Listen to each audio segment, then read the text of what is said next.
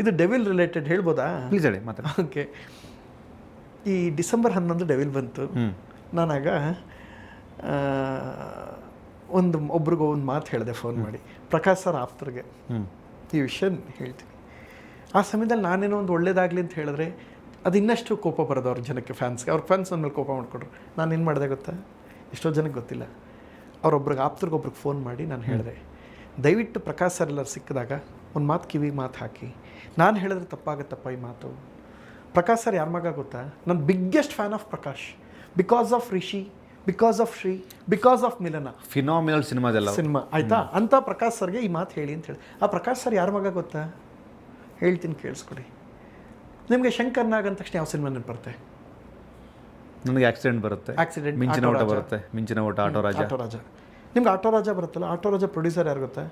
ಇದೇ ಪ್ರಕಾಶ್ ಅವರಪ್ಪ, ಡೆವಿಲ್ ಸಿನಿಮಾದ ನಿರ್ಮಾಪಕರಾದ ಪ್ರಕಾಶ್ ಸರ್ ಅವರಪ್ಪ.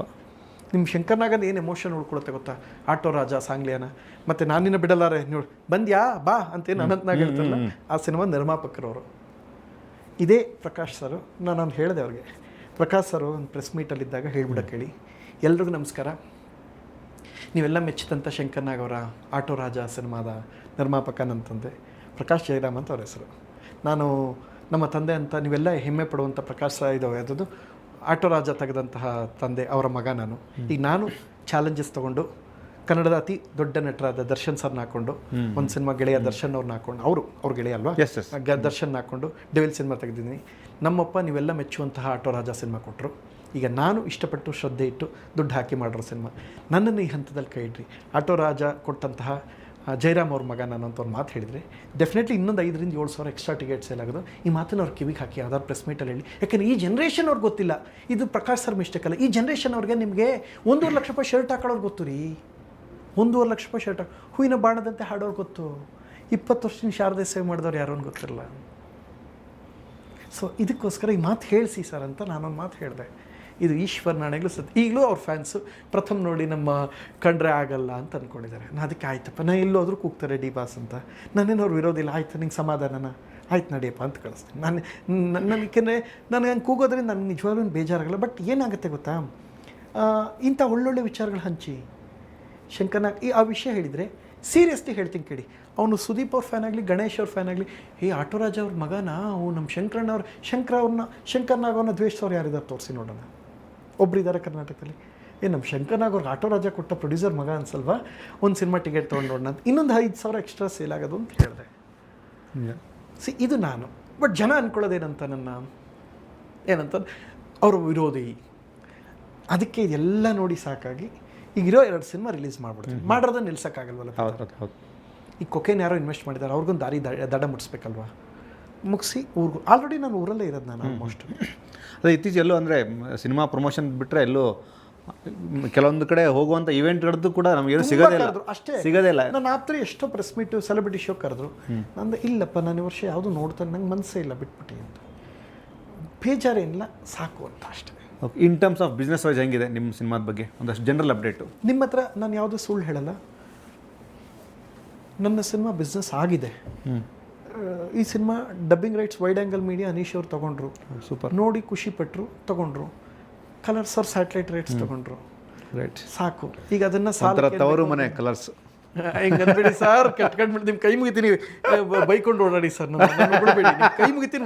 ನನಗೆ ಹೊಗಳಿದ್ರೆ ನಿಮ್ಗೆ ಶನಿ ಹೆಗ್ಲೇರ್ ಕೊಡುತ್ತೆ, ನನಗೆ ಇನ್ನೂ ಕೆಟ್ಕೊಂಡ್ಬಿಡುತ್ತೆ. ದೇವರೇ ಅದೇ ನಂಗೆ ದುಡ್ಡು ಬರ್ತಾಯಿಲ್ಲ, ಅದೇನು ಸಾಲಕ್ಕೆ ಹೋಗ್ತಾ ಇದೆ ಅದು. ನಾನು ಇನ್ನೂ 2 ಕೋಟಿ ಅಷ್ಟು ತೀರಿಸ್ಬೇಕು ಸರ್.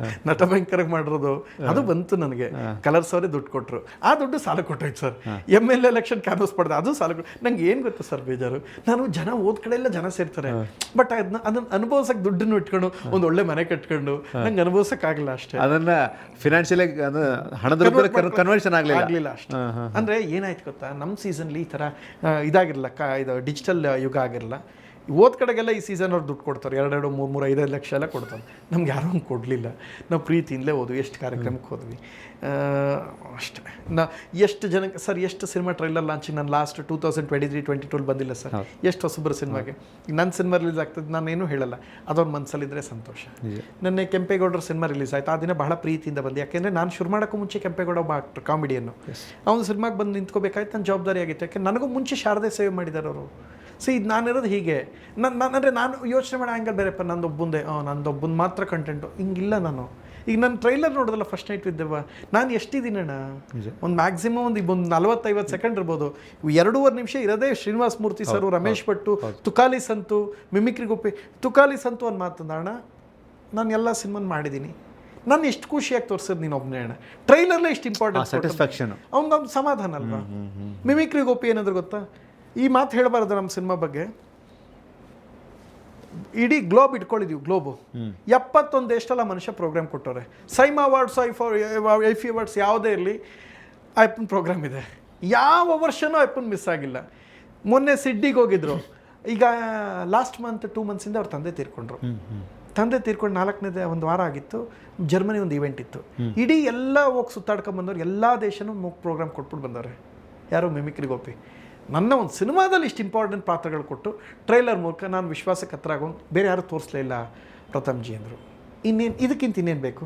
ಶ್ರೀನಿವಾಸ ಮೂರ್ತಿ, ನಾನು ಅಂದೆ ಅವ್ರಿಗೆ, ನನ್ನ ಯಾಕಪ್ಪ ಕರಿತೀಯ, ಯಾವುದೋ ಸ್ಟಾರ್ನ ಕರೆಯೋದಲ್ವೇನೋ ನೀನು ಅಂದರು. 50 ವರ್ಷ ಚಿತ್ರರಂಗ ಸೇವೆ ಸಲ್ಲಿಸ್ತು, ನಿಮಗಿಂತ ದೊಡ್ಡ ಸ್ಟಾರ್ ಯಾರು ಅವ್ರು ಸರ್?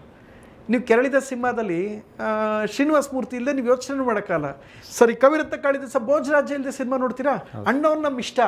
ಭೋಜರಾಜ ಸಿನಿಮಾನು ಆವರಿಸ್ಕೊತಾರೆ ನಮಗೆ. ಸಿನಿಮಾ ಇಷ್ಟಪಡ್ತಾ ಹೋದ್ರೆ ಭೋಜರಾಜ ನಮ್ಗೆ ಆವರಿಸ್ಕೊಳ್ತಾರೆ. ಸೊ ಹಂಗೆ ಕೊಟ್ಟಿದ್ದಾರೆ ಅವರು ಸಿನಿಮಾನ. ಸರ್, ನಿಮ್ಮಿಂದ ಖುಷಿ ಆಯಿತು. ನನ್ನ ಫ್ಯಾಮಿಲಿಗೆಲ್ಲ ಗೊತ್ತು ಶ್ರೀನಿವಾಸ ಮೂರ್ತಿ. ನಾನು ಮದುವೆಗೆ ಬಂದಿದ್ರು, ಅವರೇ ಕ್ಯಾಮ್ರಾ ಮುಂದೆ ಅನೌನ್ಸ್ ಮಾಡಿದ್ದಕ್ಕೆ ಆ ಪ್ರಶ್ನೆ ನೀವು ಕೇಳಿದ್ರೆ, ನಿಮ್ಮ ಕುಟುಂಬ ದೊಡ್ಡದಾಗ್ತದೆ, ನಾನೆಲ್ಲೂ ಹೇಳಿದ್ರೆ ಅವರೇ ಹೇಳಿದ್ದು. ಸೊ ಇಂಥವ್ರನ್ನ ಕರೆದು ನಾನು ಸನ್ಮಾನಿಸಿ ನನ್ನ ಗೌರವ ನಾನು ಸಮರ್ಪಣೆ ಮಾಡಿದೆ. ಏನು ನೀವು ಎಲ್ಲೋ ಪ್ರೋಗ್ರಾಮ್ಗೆ ಹೋಯ್ತೀನಿ, ದುಡ್ಡು ಎಲ್ಲೋ ಹೋಯ್ತೈತೆ? ಇಂಥ ಹಿರಿಯ ಕಲಾವಿದರು ಖುಷಿಯಿಂದ ಸಿನಿಮಾ ಮಾಡಿ ಹಾರೈಸಕ್ಕೆ ಬರ್ತಾಯಿದೆ, ಸಾಕಲ್ವ ನನಗೆ?